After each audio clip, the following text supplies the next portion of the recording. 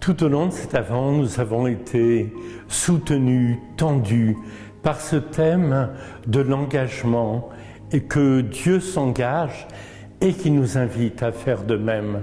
Nous avons entendu des témoignages de frères, d'amis et tout récemment le témoignage du Père Général, le Père Benoît Grière, qui était fasciné par l'appel du disciple qui a rencontré Jésus et qui dès lors devient témoin, missionnaire.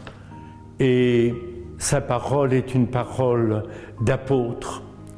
Et je réfléchissais, nous, lorsque nous nous engageons, nous réfléchissons avant, puis nous prenons la décision, et puis nous nous lançons dans un engagement. Nous nous engageons dans le temps, et c'est tout à fait normal, c'est le temps des hommes, et nous vivons notre vie dans le temps. Nous avons besoin de mûrir nos engagements, de les décider, et décider, c'est couper le temps pour entrer dans une nouvelle période, marquer le temps. Et il me semblait que, justement, pour Dieu, il n'y a pas le temps et que de toute éternité, c'est ce que laisse entendre la Bible, Dieu s'engage. Dès le commencement, dit la Bible, mais Paul dira, bien avant le temps, de toute éternité, Dieu s'engage. Cet engagement de Dieu s'incarnera dans l'histoire d'Israël, souvent mouvementée, avec un peuple rebelle, dans une histoire mouvementée, tourmentée, comme l'est souvent la nôtre. Quand Dieu s'engage, c'est dans cette histoire qu'il s'engage, cette histoire qui est la nôtre. Dieu s'engage dans le don total, dans l'entrée de son Fils dans l'histoire des hommes, dans l'entrée de son Fils dans l'humanité. Et ici, je crois qu'il faut nous arrêter quelques instants pour mesurer jusqu'où va ce geste. Tout est donné dans ce geste.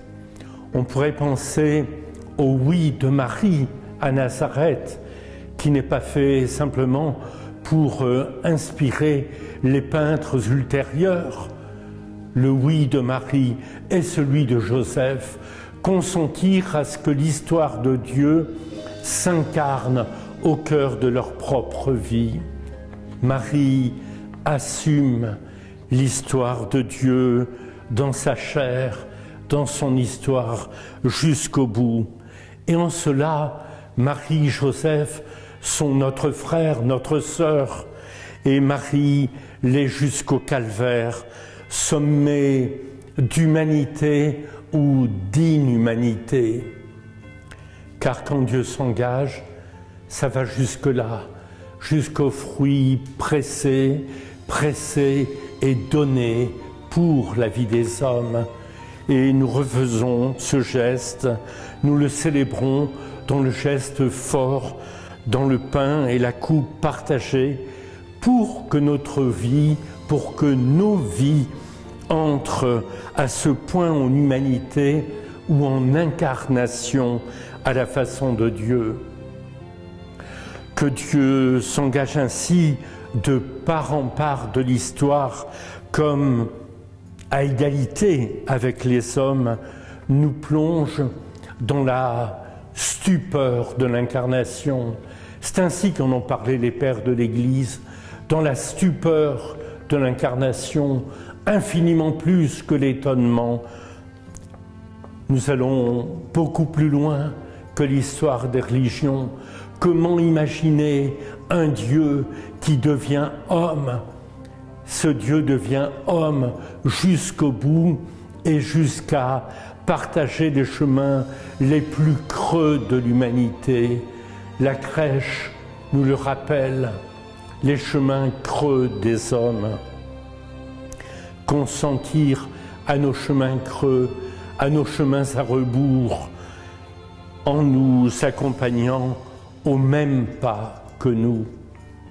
Dire que Dieu s'est fait homme, c'est trop peu dire tant que l'on n'est pas entré dans l'étonnement et même dans la stupeur de l'incarnation, de réaliser ce que signifie Dieu homme au milieu des hommes, comme il nous arrive souvent de le chanter.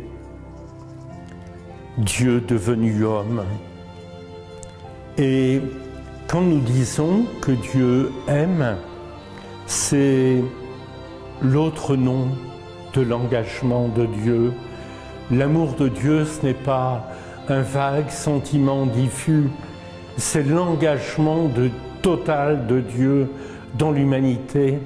Et il nous invite à faire de même, à nous engager totalement dans l'humanité, dans l'incarnation de Dieu en nos propres vies. Alors fêter Noël, c'est fêter ce don infini, si infini qu'il nous plonge dans un abîme total. Oh, ce ne sont pas simplement les petites musiques en carillon, ce ne sont pas que les santons, c'est ce mystère profond qui nous saisit.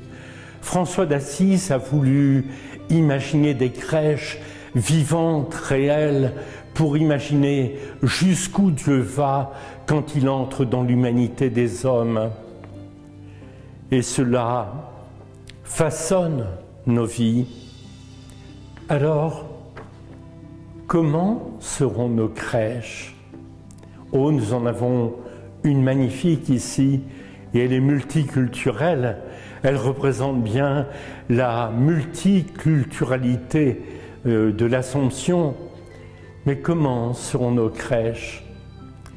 La plus belle crèche, c'est la crèche de ton cœur. C'est la crèche de ta vie.